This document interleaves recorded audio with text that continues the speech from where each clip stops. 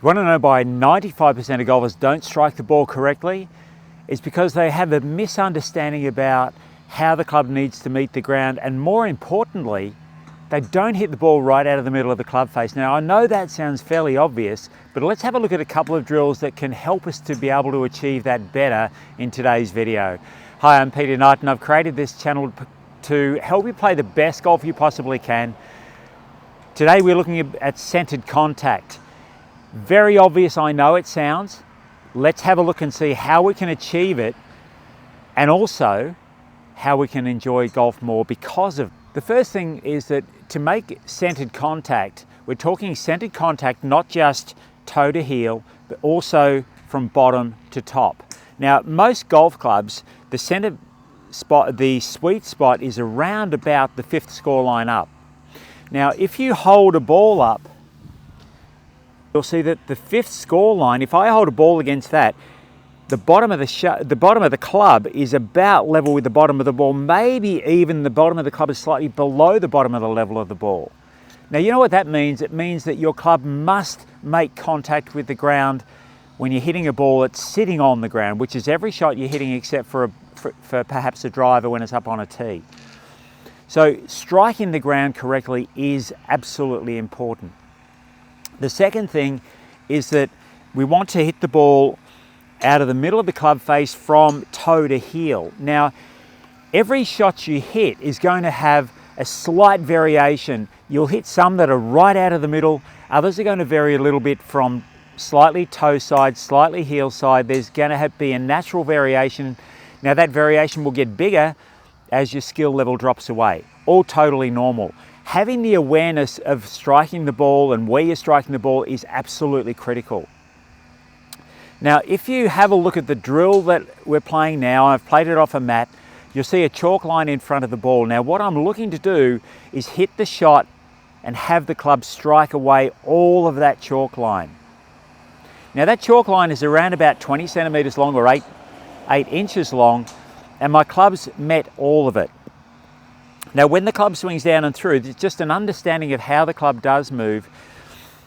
If I'm swinging the club toward the ground, my arms and my club are moving toward the ground, but because my body's turning, my shoulder is moving up. Now, so we get this club moving to the ground combined with the shoulder moving up, which makes my hand move up to flatten out the bottom of the swing.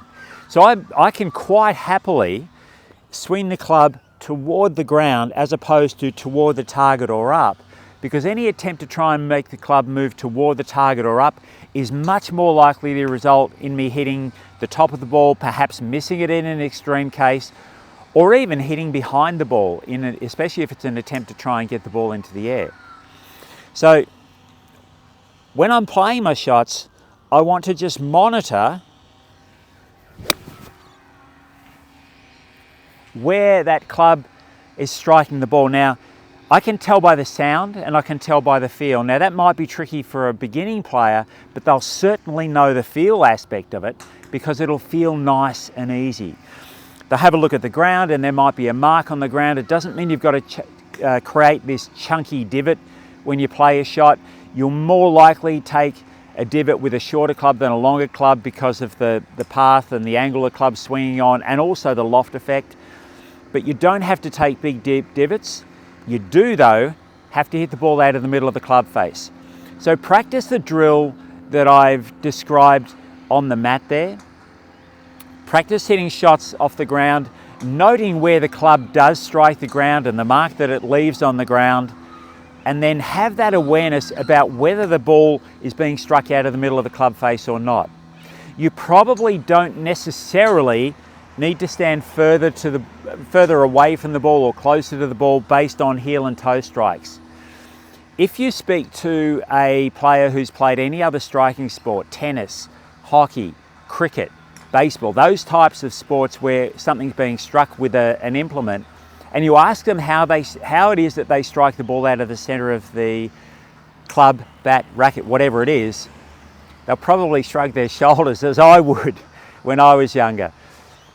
Most of it, though, is in an awareness of where the center of the or the sweet spot is on whatever you're using to strike in relation to the ball on the ground. Now I know that sounds a bit weird, but when I'm swinging the club, even though I'm not watching the club face, I have an awareness of where the club head is and where the center of the club face is in relation to the ball on the ground as I'm swinging. Cultivating this awareness, first of all, by having your attention on it, and then having the sensation of the center of that club face getting to the ball is going to make a massive difference to your ability to get the middle of the club to strike the ball correctly each time. So don't go fiddling around necessarily with distance from the ball. A good guide when you're setting yourself up is that there'll be around about a 10 centimeter gap between, or 4-inch gap between the end of the club and your left leg when you're setting yourself up. Maybe a little bit longer with the driver. Use that as your guide. Practice the line on the ground drill with a chalk, and I'll guarantee you that your strikes will immediately get better. You'll get more satisfaction, the ball will go straighter, and it'll probably go further as well.